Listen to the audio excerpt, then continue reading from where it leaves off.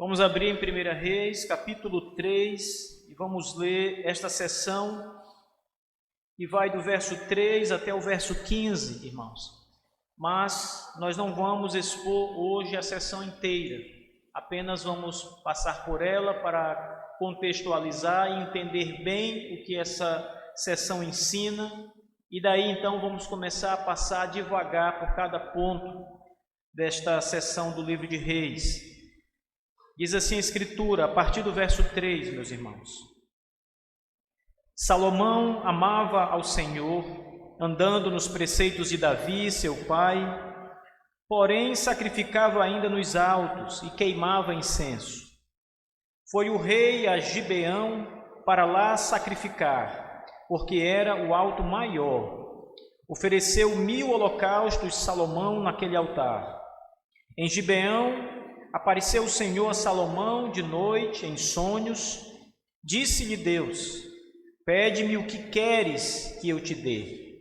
Respondeu Salomão: de grande benevolência usaste para com teu servo Davi, meu pai, porque ele andou contigo em fidelidade e em justiça e em retidão de coração perante a tua face. Mantiveste-lhe esta grande benevolência e lhe deste um filho que se assentasse no seu trono, como hoje se vê. Agora, pois, ó Senhor meu Deus, tu fizestes reinar teu servo em lugar de Davi, meu pai. Não passo de uma criança, não sei como conduzir-me. Teu servo está no meio do teu povo que elegeste, povo grande, tão numeroso que não se pode contar.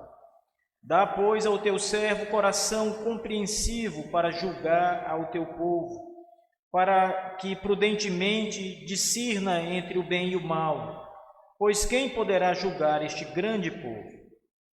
Estas palavras agradaram ao Senhor, por haver Salomão pedido tal coisa. Disse-lhe Deus: já que pediste esta coisa e não pediste longevidade, nem riquezas, nem a morte dos teus inimigos, mas pediste entendimento, para discernires o que é justo. Eis que faço segundo as tuas palavras. Dou-te coração sábio e inteligente, de maneira que antes de ti não houve teu igual, e nem depois de ti haverá. Também até o que não me pediste eu te dou, tanto riquezas como glória, que não haja teu igual entre os reis por todos os teus dias. Se andares nos meus caminhos e guardares os meus estatutos e os meus mandamentos, como andou Davi, teu pai, prolongarei os teus dias. Despertou Salomão, e eis que era sonho. Veio a Jerusalém, pois, perante a arca da aliança do Senhor, ofereceu holocaustos, apresentou ofertas pacíficas, e deu um banquete a todos os seus oficiais. Amém. Vamos orar mais uma vez, irmãos.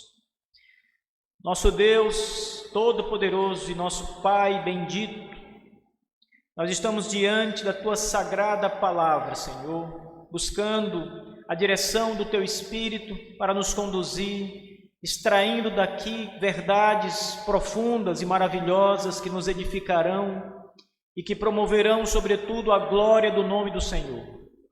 Assim, Deus, nos ajude a entender a Tua Escritura, Pai, e ser edificados pelo Teu Espírito por meio da verdade que se encontra revelada diante de nós.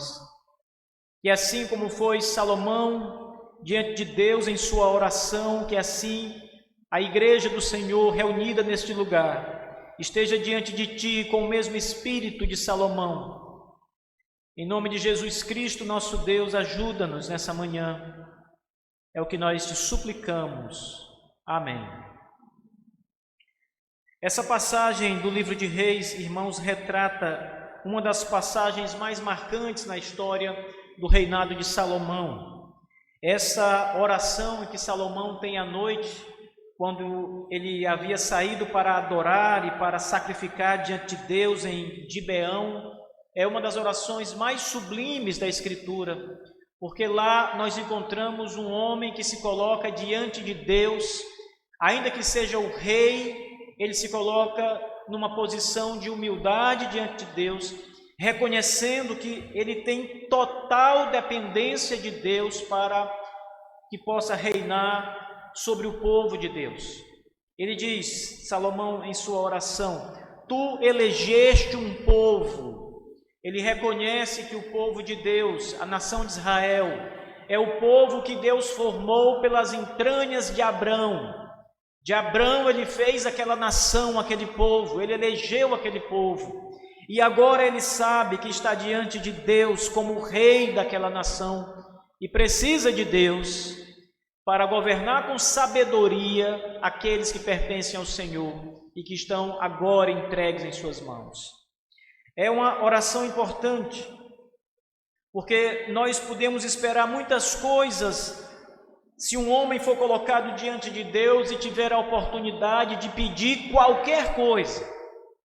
Quando Deus está diante de Salomão, ou Salomão está diante de Deus em sua oração, Deus, depois de escutar os pedidos de Salomão, ele diz: pede qualquer coisa, o que quiseres, sem nenhuma restrição.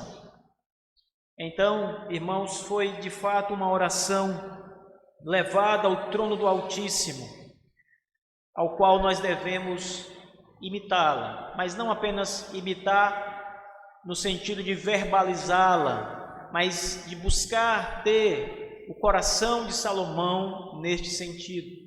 Essa manhã eu gostaria de tratar com os irmãos especialmente sobre os versos 3 até o verso 9, em que Salomão ora diante de Deus, e daqui dessa oração e dos acontecimentos contextuais que são apresentados aqui, retirar algumas lições para as nossas vidas. Então, vamos considerar algumas coisas importantes nessa manhã, irmãos, e esperar no Senhor sermos edificados. Primeiro é importante notar alguns detalhes antes de entrarmos diretamente na oração de Salomão.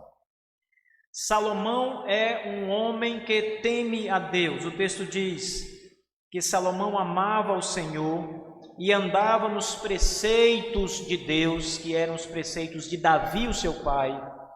Ele amava a Deus e ele obedecia a Deus, procurando viver conforme os preceitos de Deus, e ele adorava a Deus. São 3 pontos que eu quero começar essa pregação. Salomão, diz o texto no verso 3, amava ao Senhor. Era um rei que buscava comunhão com Deus, aproximação com Deus, porque o amava. Nós gostamos de estar perto, próximo das pessoas que nós amamos, irmãos. Mas nós não gostamos de estar perto de pessoas que são consideradas adversários do Evangelho ou inimigos nossos, pessoas que buscam o nosso mal e que de alguma forma tentam nos prejudicar e nos atacar. Mas gostamos de estar perto de pessoas que querem o nosso bem e que nós amamos. Assim, o texto diz que Salomão amava o Senhor e buscava estar sempre na presença do Senhor, buscava obedecer os preceitos do Senhor e adorava o Senhor. Essa lição inicial, ela deve chamar a nossa atenção, porque nós estamos diante de um homem que tinha tudo para não se colocar nessa posição. Aos olhos humanos, Salomão era o soberano da nação, era o rei, e ele havia feito uma reforma, como nós vimos no capítulo 2, em que todos os seus inimigos haviam sido retirados.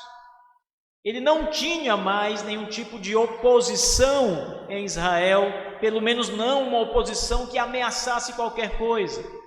Claro, é comum existirem pessoas que não gostavam muito da postura de Salomão no reino, etc., mas elas não eram ameaça real. Salomão já havia liquidado com todas as ameaças do reino, então ele estava de fato reinando em paz. O texto também diz, ainda no capítulo 3, agora no início do capítulo 3, que Salomão havia iniciado alguns procedimentos no reino. Ele estava em relação de casamento com a filha de Faraó, portanto, o seu reino estava se tornando mais forte, mais próspero, ele era mais poderoso, ele estava construindo, planejando a construção do seu palácio, a construção do templo de Deus e planejando a construção das muralhas que iriam rodear Jerusalém. Então ele estava numa posição não apenas simbólica de rei de Israel, mas de fato com poder e autoridade em suas mãos. Então ele era o único aos olhos humanos que não precisava se curvar diante de alguém, buscar alguém ou fazer qualquer outra coisa neste sentido. Mas a Bíblia diz que ele amava o Senhor, mesmo sendo rei e coberto de toda autoridade e poder de rei, ele amava o Senhor. Sobretudo, irmãos, independente das nossas condições, do que somos, do cargo que ocupamos no trabalho, independente destas coisas todas, se você é o chefe ou se você é o subordinado, se você é uma pessoa famosa ou se você é um mero desconhecido, se você é rico ou se você é pobre, não importa.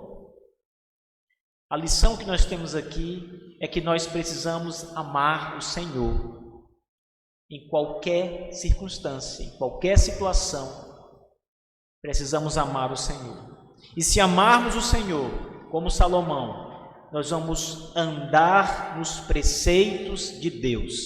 Quando Salomão disse, o narrador diz que Salomão amava o Senhor e andava nos preceitos de Davi, seu pai, a ideia aqui de preceitos de Davi não eram leis de Davi. Não era nenhum tipo de lei que Davi, o rei anterior, havia criado e ao qual ele mesmo se submetia. O preceito de Davi, que é tratado aqui, é a obediência de Davi à lei de Deus. E o que o narrador está nos dizendo aqui é que Salomão, seu filho, fez a mesma coisa que Davi, seu pai, e andava nos preceitos de Deus, ou de Davi. Em outras palavras, Salomão estava disposto a obedecer à voz de Deus, à palavra de Deus, a dar ouvidos àquilo que Deus havia dito, ao que o Senhor havia revelado, e a viver em conformidade com essa verdade. Não importa o que o cargo de rei ou a autoridade de rei lhe possibilitasse, a maior lei sobre ele e a maior autoridade sobre Davi era Deus e sua palavra. E ele amava o Senhor, portanto obedecia a sua palavra porque amava o Senhor. Isso é muito diferente de nós obedecermos uma lei porque somos ameaçados por ela. Se nós não pararmos no sinal vermelho, corremos um sério risco de sermos acidentados. Podemos morrer num acidente de trânsito porque não paramos no sinal. Podemos matar uma pessoa num acidente de trânsito porque não obedecemos o sinal. Podemos ser multados, receber uma diminuição de pontos na nossa carta de motorista. E muitas outras coisas podem acontecer. E muitas pessoas obedecem à lei de trânsito só por causa disso. Nós não podemos obedecer à lei de Deus, porque a lei diz que se nós não obedecermos, morreremos. Precisamos obedecer à lei de Deus, porque é a lei de Deus, porque é a lei do nosso Pai, e nós o amamos, por isso obedecemos. Precisamos obedecer à lei de Deus, porque ela é a lei do nosso Pai, e o nosso Pai é bom, e a sua lei é boa. Veja quantos motivos reais nós temos para andar nos preceitos do Senhor, como andou Davi e como andava Salomão nesses dias. E em terceiro lugar, ainda olhando para o contexto, Salomão adorava a Deus. Ele amava o Senhor e obedecia a sua palavra e reconhecia o Senhor adorando, cultuando a Deus. Irmãos, culto é um serviço que nós prestamos a Deus. Nós somos chamados pelo Senhor para adorá-lo, como Salomão fazia, como os homens de Deus sempre fizeram, como a igreja em todas as épocas até hoje tem feito. Adorar o Criador, adorar a Deus, adorar a Jesus Cristo, o nosso Senhor. Nós adoramos porque amamos o Senhor, amamos a sua lei, e a sua lei nos orienta a adorá-lo de maneira correta. A adoração é uma resposta nossa à bondade de Deus. Ele é o Criador, Ele nos fez, Ele nos sustenta com a sua mão, governa a nossa vida e nos dá tudo o que nós precisamos. E nós adoramos, nós reconhecemos Ele, a grandeza dEle, o poder dEle, a soberania, sua majestade, sua glória, e o adoramos. Não o adoramos constrangidos, não o adoramos sob ameaças. Nós o adoramos porque adorar é um exercício que alegra a nossa alma, pelo menos deve ser assim. Ninguém deve vir à igreja com raiva, porque hoje é o dia do culto a Deus. Isso é o espírito farisaico reprovado por Deus em sua palavra. Jesus Cristo reprovou aqueles que adoravam apenas porque era um preceito da lei, aqueles que faziam serviço a Deus só porque era uma lei exigida. O coração está longe de mim, dizia Deus aos israelitas no passado. Me adoram com seus lábios, queimam incenso, trazem sacrifícios, mas o seu coração está longe de mim. Vocês odeiam os meus sábados, o dia da adoração, porque o coração está longe de Deus. Então, nós adoramos a Deus não porque temos um chamado para adorá-lo nesse dia. Nós adoramos a Deus porque amamos o Senhor e nos curvamos diante dele em alegria, em agradecimento. Esse é o espírito que movia Salomão nos primeiros dias do seu reinado. E isso fica muito claro nos versos 3 e 4, quando ele vai até Gibeão para sacrificar a Deus. Em Gibeão, diz o texto, havia o maior dos lugares altos aonde Salomão se dirigiu para adorar. Eu falei a vocês na última pregação que os lugares altos ainda eram uma herança da adoração cananita, por causa da natureza. Baal era um deus da fertilidade, deus da natureza, das chuvas, e eles eram um povo dependente dessas coisas, então adoravam em meio à natureza. Não havia templos formais como os templos que nós conhecemos ou conheceremos mais tarde na história bíblica, pelo menos não entre os cananeus, ou pelo menos não tão formais. Havia um lugar preparado nestes lugares altos para adoração, um altar e alguma coisa assim preparada, mas não um templo propriamente dito. E quando o narrador de Reis faz essa observação, essa não é uma observação positiva. Quando o texto diz, Salomão amava o Senhor, andando nos preceitos de Davi, seu pai, porém, diz o texto, sacrificava ainda nos altos e queimava incenso. Essa advertência não é porque Salomão aqui adorava ídolos, os deuses dos cananeus, mas porque já havia uma advertência divina para que estes lugares altos fossem destruídos e não houvesse mais adoração em lugares altos como havia antes. Mas o texto diz que ele vai a este lugar mais alto de Gibeão para adorar o Senhor, o Deus Todo-Poderoso. E lá em Gibeão ele sacrifica, como era o culto do Antigo Testamento. O Antigo Testamento tinha um culto bem diferente do nosso. O nosso culto ele não é cruento, não tem sangue, Mas o culto do Antigo Testamento era um culto com sangue, irmãos. Haviam literalmente rituais no culto de morte, de sacrifício, porque aquele culto ele já didaticamente ensinava aos adoradores que era preciso morte para a purificação dos pecados. Deus não se agradaria e não receberia os adoradores que não estivessem cobertos com o sangue do sacrifício. Isso era um culto que já apontava para Cristo e o seu sacrifício na cruz do Calvário. Aquela adoração era cruenta porque ela era tipológica. Ela apontava para o culto a Jesus e para a obra de Jesus na cruz.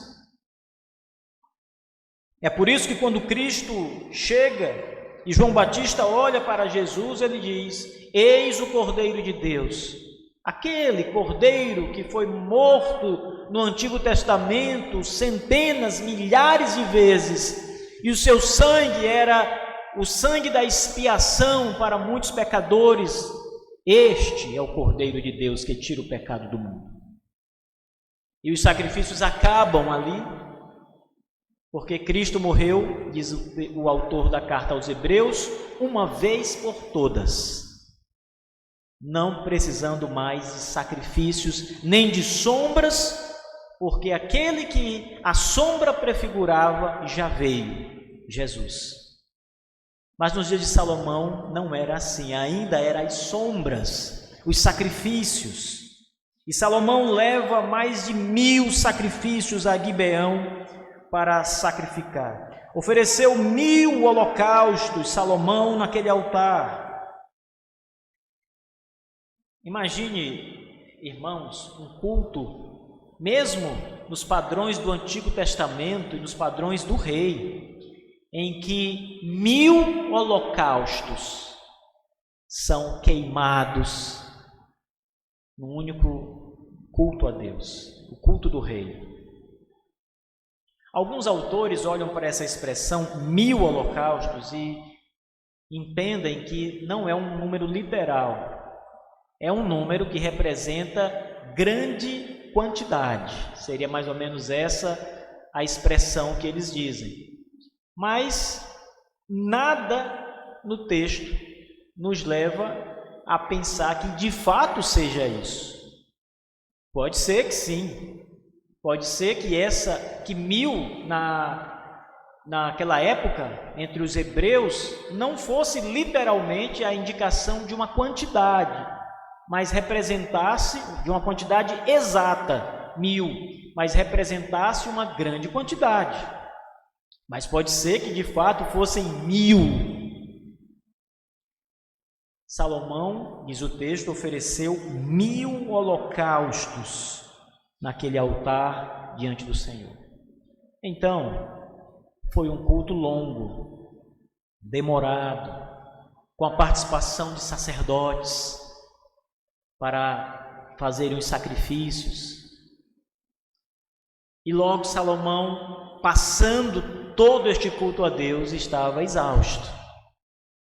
E é nesse momento, na exaustão física de Salomão, quando ele dorme, depois de cultuar, de adorar, que Deus aparece a ele, e Salomão, em sonho, ora a Deus. Nós temos aqui algumas coisas bem incríveis, irmãos.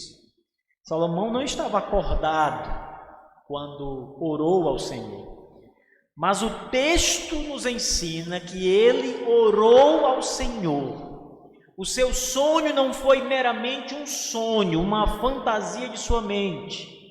No sonho ele estava consciente, ele ora a Deus, e Deus fala com ele, e Deus o abençoa pelo seu pedido no sonho. Veja, respondeu: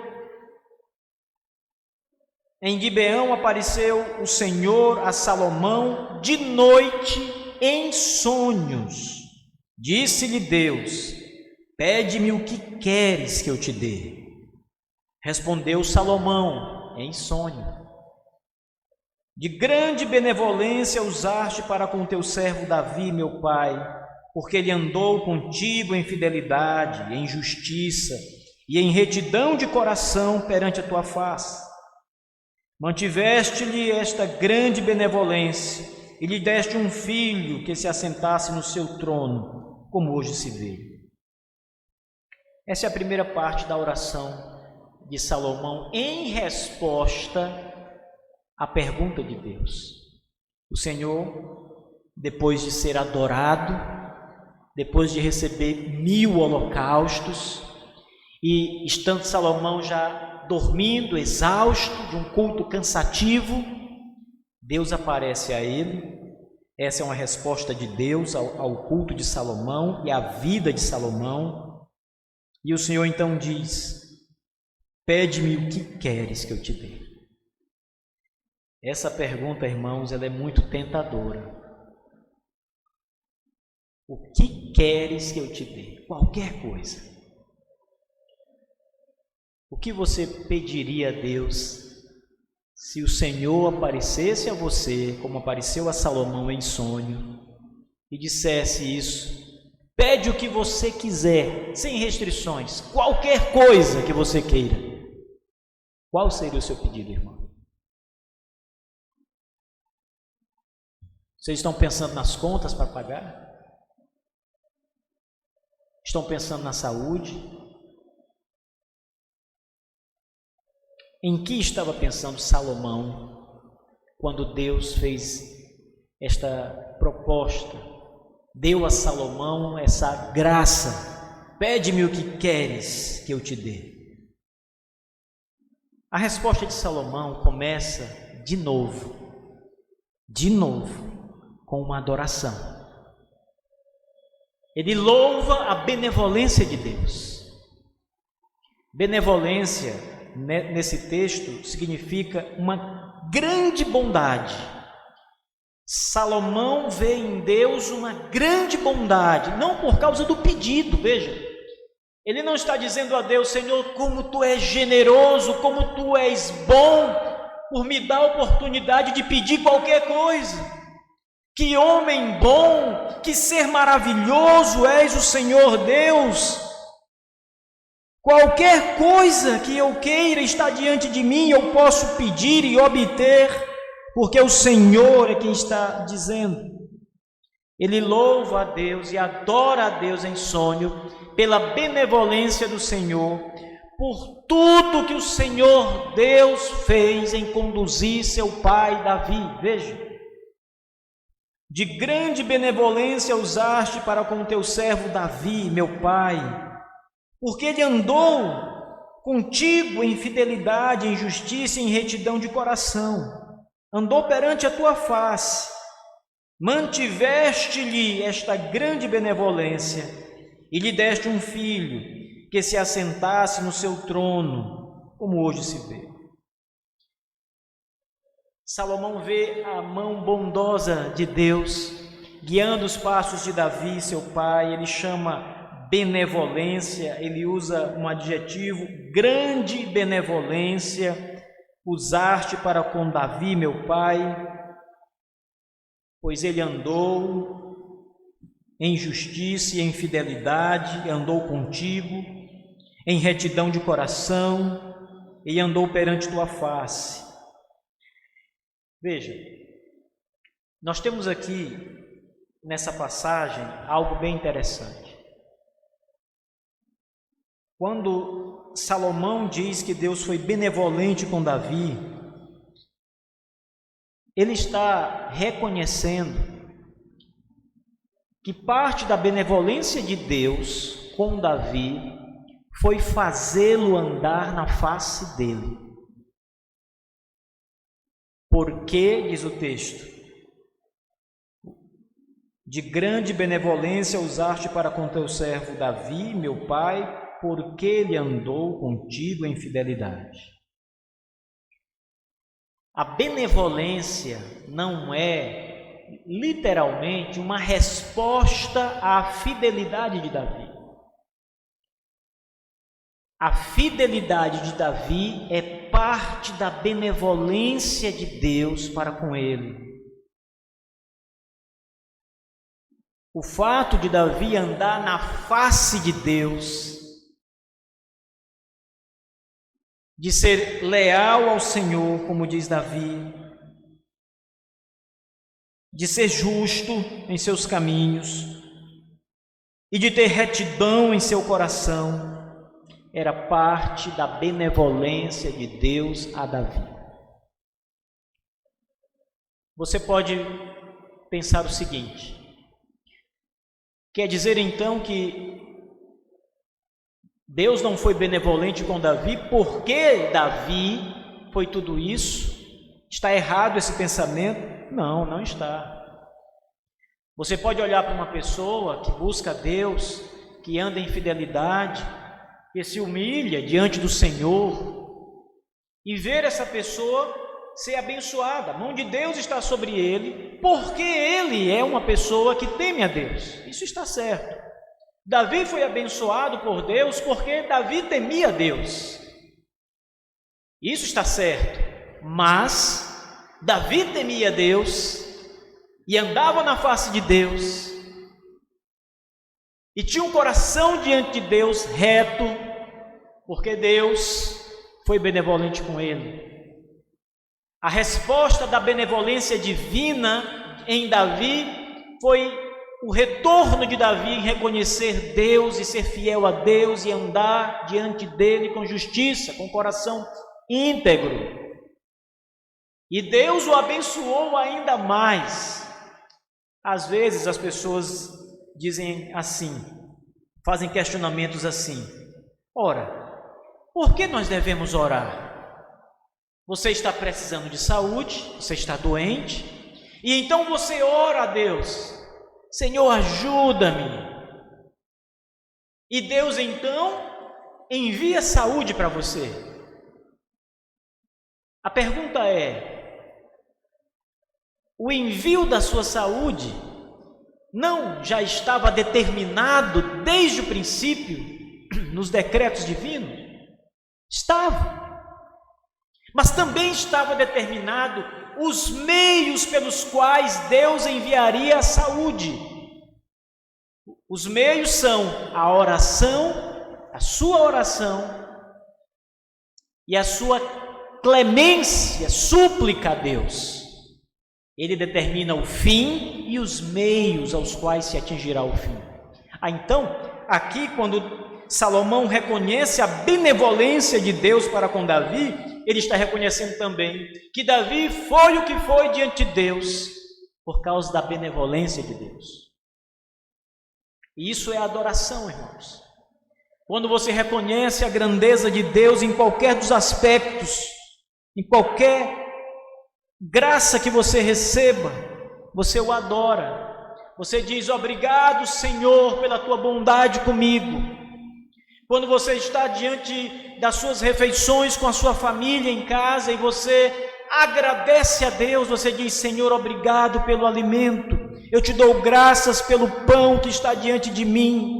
Eu te dou graças pela tua bondade, porque o alimento está na minha mesa para a minha família. Você adora a Deus quando reconhece que foi Ele e é Ele quem sustenta você. Você está como Salomão dizendo: Senhor, Tu és benevolente, Tu és bondoso. Quando Deus diz: Salomão, pede o que tu queres, Salomão adora. Que Deus maravilhoso, que Deus bondoso, generoso. Senhor, Tu já fez tantas coisas pelo meu pai, fazendo-o andar na Tua presença.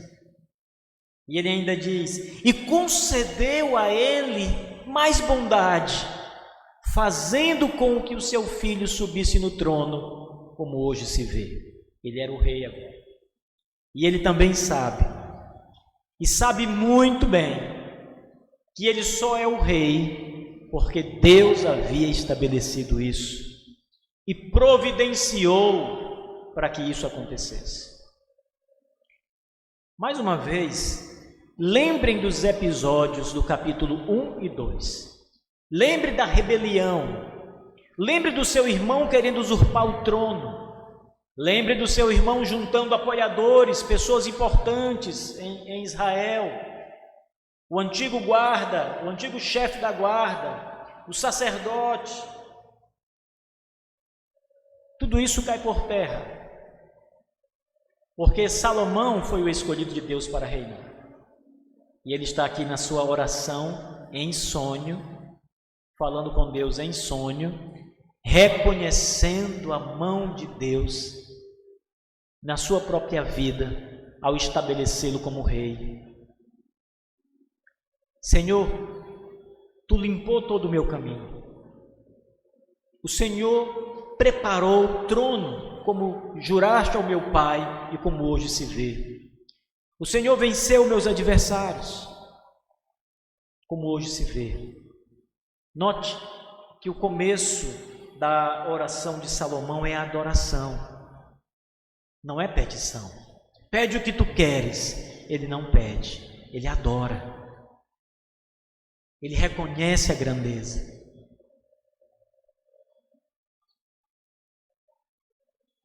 Continua a oração. Agora, pois, ó Senhor meu Deus, Tu fizestes reinar teu servo em lugar de Davi, meu pai. Não passo de uma criança, não sei como conduzir. A segunda parte da oração de Salomão também não é petição. Agora, depois de reconhecer que Deus está com ele e com seu pai Davi, Deus esteve o tempo todo, depois de reconhecer que Deus o colocou no trono de Israel, ele olha para si mesmo. Ele sabe que Deus é grande, ele sabe que Deus é todo-poderoso, mas ele também sabe que, ainda que seja o rei, ele é pequeno, ele é incapaz. Agora, pois, ó Senhor meu Deus, Tu fizeste reinar teu servo em lugar de Davi, meu pai. Não passo de uma criança, não sei como conduzir. Essa primeira expressão de reconhecimento, e aqui nós estamos falando da humildade do rei, da humildade desse rei. Vocês perceberam que os contextos aqui, antes de chegarmos a essa parte, só mostra a grandeza de Salomão? Seu reino cresce, é estabelecido, casa-se com a filha do faraó, tem grandes planejamentos de construções e desenvolvimento para Israel. Mas ele diz, olha, eu não passo de uma criança, eu não sei como conduzir-me no trono. Ele está dizendo o seguinte, eu não sei ser rei. E essa palavra que Salomão diz aqui na sua oração, reconhecendo que ainda é uma criança, ela deve nos levar a uma palavra que Davi, seu pai, disse a Salomão antes da sua morte. Ele diz, seja homem, no capítulo 2. Capítulo 2, verso 2, Davi diz, eu vou pelo caminho de todos os mortais. Coragem, Salomão, e seja homem. Agora é com você, é o que Davi está dizendo. Mas ele ainda era uma criança. E Davi diz isso porque sabe que ele ainda precisava de maturidade. Seja homem, meu filho, você será o rei. E agora que ele é o rei, ele ainda se vê como uma criança. Nós não temos aqui um rei que é pretensioso, não temos um rei orgulhoso, não temos um rei como Nabucodonosor que olha para a grande cidade da Babilônia, conforme o livro de Daniel apresenta, e diz, eis a grande Babilônia que eu construí com o meu braço, com minha força. Salomão não tem o espírito de Nabucodonosor, de grandeza, de orgulho. de vaidade, ele sabe quão pequeno ele é. Mas também sabe o quão grande é o seu Deus, o Senhor. A segunda parte da oração de Salomão é reconhecer a sua fraqueza, a sua fragilidade. Primeiro ele reconhece a grandeza e a bondade de Deus. Agora ele reconhece a sua fraqueza, a sua pequenez. Ele está dizendo: eu não sei lidar com isso. Eu tenho poder de rei, eu tenho um povo que me obedece. Eu tenho um nome, autoridade, mas eu não sei lidar com isso. Eu não sei como proceder. Eu não sei conduzir-me. Irmãos, há muita humildade aqui em Salomão, diante de Deus.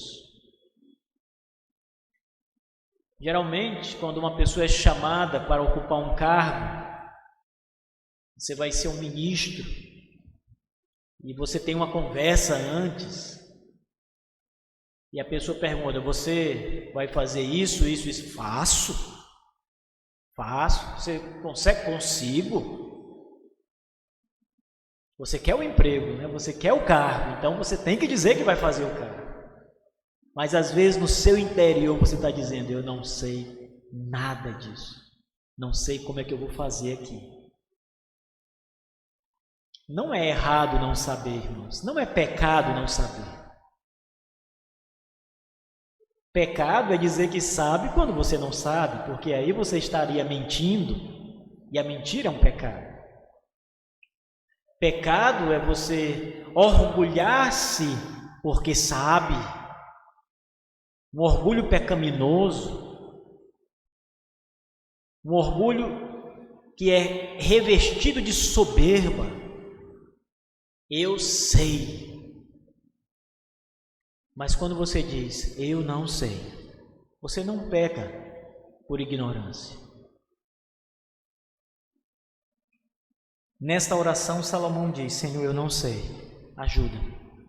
Eu sou uma criança, eu não sei proceder, eu não sei o que fazer, eu não sei como eu tenho que fazer, ajuda-me. Por isso, a segunda parte da oração de Salomão é suplicar por si mesmo. Ele quer ser um rei conforme Davi, seu pai, que proceda bem, que governe bem, que cuide bem do povo de Deus. O verso 8 ele diz: teu servo está no meio do teu povo que elegeste, povo grande, tão numeroso que não se pode contar. Essa expressão, ela lembra também, e Salomão aqui não fala isso à toa, ele está dizendo, reconhecendo a importância do povo de Deus, ao qual ele é o rei e deve conduzir. Ele diz que esse povo de Deus, povo que tu elegeste, ele usa a expressão, e ele diz ainda, povo tão numeroso que não se pode contar, fazendo referência à aliança de Deus com Abrão, quando Deus diz: farei de ti uma grande nação, tão numerosa quanto as estrelas que há no céu, e quanto os grãos de areia que há na praia, os quais tu não poderás contar. E ele sabe que aquela promessa de Deus se cumpre em Abraão e está ali diante dele, o povo de Israel, o povo de Deus. Por isso ele diz: Senhor, ajuda-me a conduzir o teu povo, a tua herança que tu elegeste. Eu não sei como governar, como conduzir-me, eu sou uma criança. A terceira parte da oração de Salomão é o pedido. Primeiro vem a adoração, depois vem o reconhecimento da sua fragilidade e agora vem a petição. O que Salomão quer? Chegou a hora de Salomão responder a Deus. Pede o que tu queres que eu te dê, Salomão. E o que ele vai pedir? Verso 9. Dá, pois, ao teu servo coração compreensivo para julgar o teu povo. para que prudentemente discirna entre o bem e o mal. Pois quem poderia julgar este grande povo? O que ele quer não é dinheiro, tesouros, ouro, prata, bens. Ele também não quer um nome, ele não quer orgulho, fama. Ele não tem essas pretensões que geralmente os homens têm e os grandes reis e autoridades têm. Na oração de Salomão, ele pede coração. Dai-me, pois, um coração compreensivo.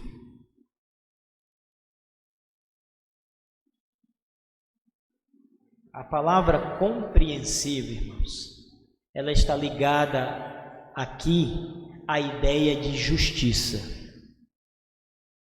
Dai-me um coração que saiba fazer a justiça. Ou, em outras palavras, um coração que faça a escolha certa. Para ser ainda mais claro, sabedoria. Sabedoria espiritual, mente. Saber tomar decisões corretas.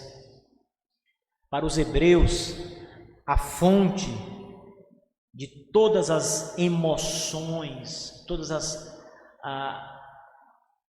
coisas que se passavam no seu interior, não era como no Ocidente o coração. No Ocidente é o coração, não é? Quando você vai participar de um evento importante, a sua esposa geralmente pergunta: e aí, como é que está o coração? Mas um hebreu dizia assim: como é que estão as entranhas, os intestinos? Então a palavra coração, ela aponta aqui para a ideia de sabedoria.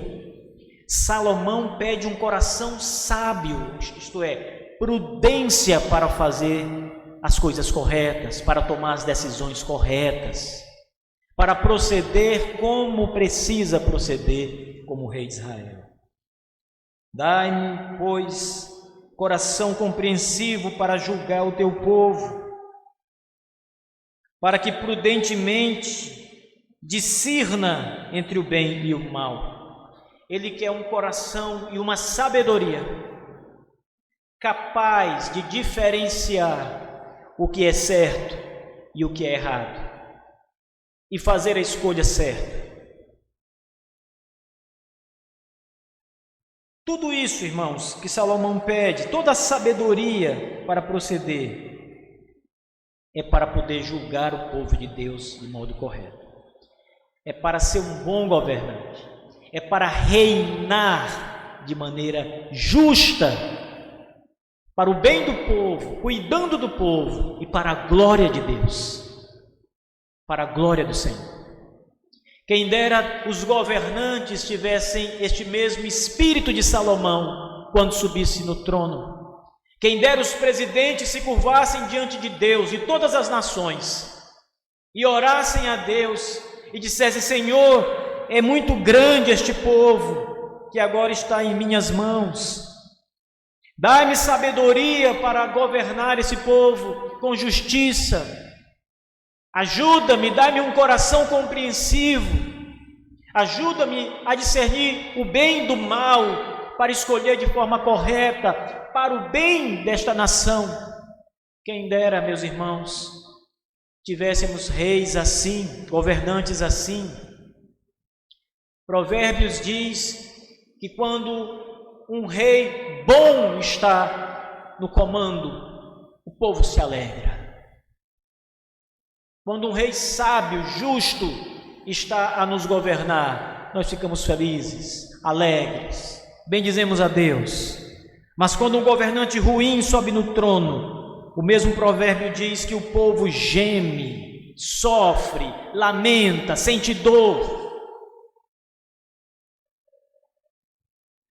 O terceiro pedido de Salomão é um coração para ser um bom rei, conforme Deus, conforme os caminhos do Senhor. E aqui, meus irmãos, eu quero trazer algumas aplicações de Salomão em relação ao nosso grande e maravilhoso Rei dos Reis, o Senhor Jesus Cristo. Porque o espírito de Salomão na sua oração se parece muito com o espírito de Cristo. Cristo adorou seu Pai. Quando esteve sobre a terra, o Senhor Jesus Cristo, ele disse: graças te dou, ó Pai, muitas vezes. Ele reconheceu a autoridade, a grandeza de seu Pai, de Deus. Ele se alegrou nos preceitos de Deus e não os deixou de obedecer fielmente em todas as coisas.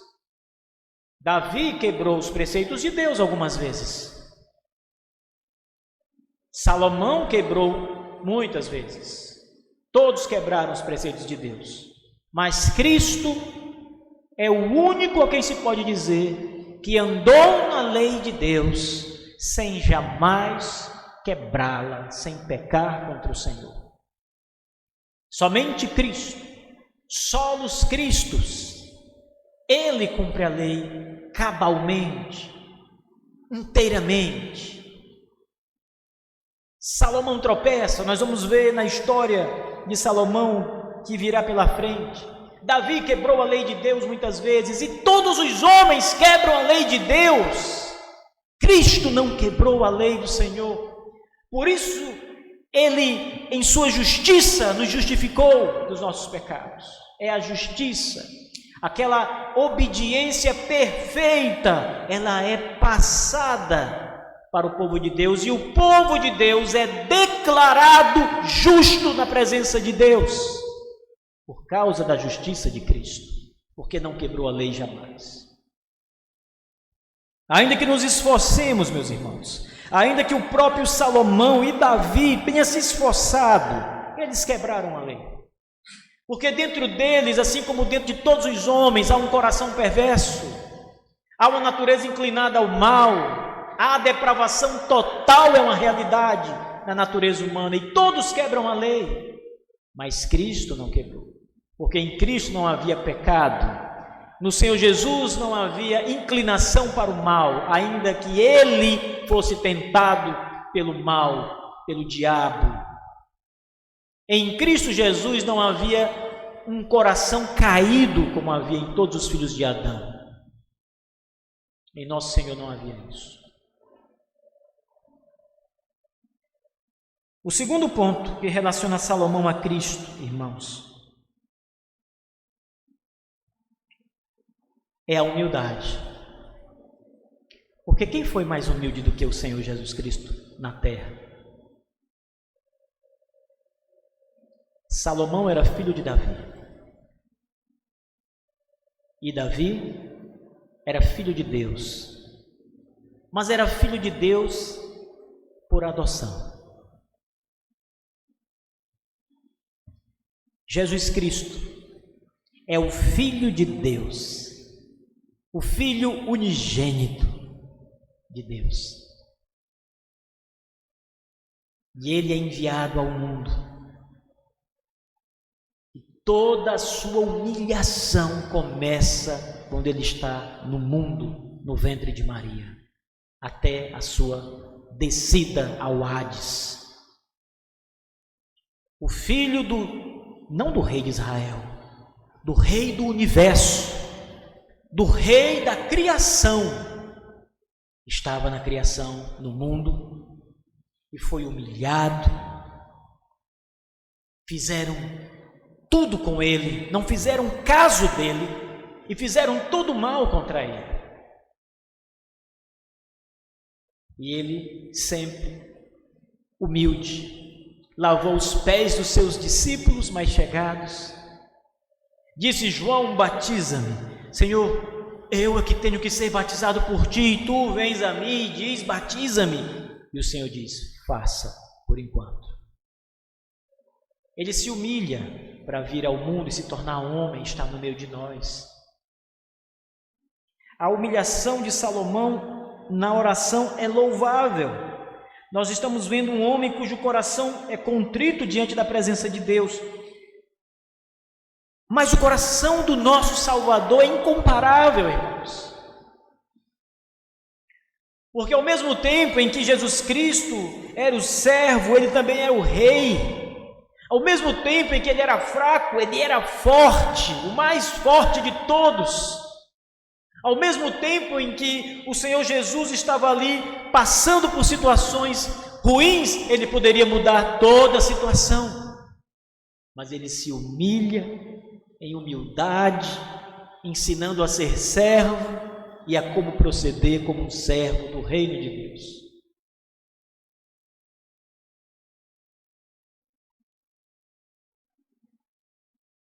Ele também foi conduzido pelo seu pai, como Salomão na sua oração diz: Senhor, eu não sei como conduzir-me. Ele está dizendo: me conduza, ó Deus, com o teu Espírito. E Cristo foi conduzido por Deus Pai. Ele diz: eu não falo as minhas palavras, eu falo as palavras do meu Pai. E o Espírito desce sobre ele e unge o nosso Senhor Jesus Cristo. E o Espírito o conduz. Vocês lembram da passagem em que Jesus é tentado? O texto diz que o Espírito Santo o conduz ao deserto. O Espírito conduz Cristo, o Senhor. Ele também foi conduzido pelo Pai. E em terceiro lugar, meus irmãos, Salomão, ao pedir um coração compreensivo para julgar o povo, prudente para discernir entre o que é certo e o que é errado, ele pede para ser como Cristo. Porque quem teve mais paciência, mais compreensão e mais sabedoria para julgar do que o nosso Senhor? Muitos casos me vêm à mente, meus irmãos, quando eu falo sobre isso. Casos bíblicos. Por exemplo, quando o Senhor Jesus está caminhando com os seus discípulos num determinado ponto, num lugar, e os fariseus levam ali uma mulher que é apanhada em flagrante ato de adultério, e ela é ali quase que jogada ou cai aos pés do Senhor Jesus, e Cristo está ali assentado. E os judeus então começam a acusar aquela mulher diante de Jesus, o rabi, o mestre. Que decisão tomar? O que diz a lei? Os rabis perguntam a Jesus. A lei mandava apedrejar. O que diz tu, rabi? Agora vamos pegá-lo. E Jesus diz com toda a sabedoria e compreensão, ele compreende a mulher, seu estado de pecado, a situação terrível dela, e entende a maldade do coração dos fariseus. E o seu julgamento é: atire a primeira pedra aquele que não tiver pecado nenhum. Todo pecado é digno de morte, diz a Bíblia. A alma que pecar, esta morrerá. Não só o adultério, mas todo pecado. Todos soltaram suas pedras, porque ele tinha um coração sábio, compreensivo. Ao mesmo tempo em que ele fazia o que era certo, ele não pecava e não quebrava a lei de Deus. Silenciava os opositores. Quantas vezes Cristo respondeu com perguntas? Os fariseus lançavam uma pergunta ao nosso Senhor e sua resposta era uma outra pergunta. Respondam-me primeiro isso. E eles não tinham mais palavras para continuar, devido à sabedoria de Cristo, do nosso Senhor. Salomão pede esta sabedoria, irmãos, a sabedoria de Cristo. E o que nós precisamos olhar nessa manhã não é para o rei Salomão, porque ainda que Deus tenha dado toda a sabedoria, Deus concedeu uma sabedoria humana que não era infalível. Mas Cristo Jesus, o nosso Senhor, Ele era tudo o que Salomão em seu coração desejava ser. E muito mais. Cristo era muito mais. Compreensivo, um homem conduzido por Deus, cheio de humildade, obediente ao Senhor em todas as coisas. É a Ele que nós devemos olhar. Porque em Salomão vamos encontrar fraquezas e tropeços, mas em Cristo nenhum. Em Cristo não há fraquezas, tropeços, e nem desobediência e nem pecado. Busque nele o exemplo da sua vida. Olhar para Ele, dobrar os seus joelhos diante dele, de sua presença, e clamar como Salomão clamou a Deus. Clame a Cristo Jesus, o Senhor, irmãos. Peça a Ele, faça suas súplicas a Ele. Amém. Fiquemos de pé, irmãos.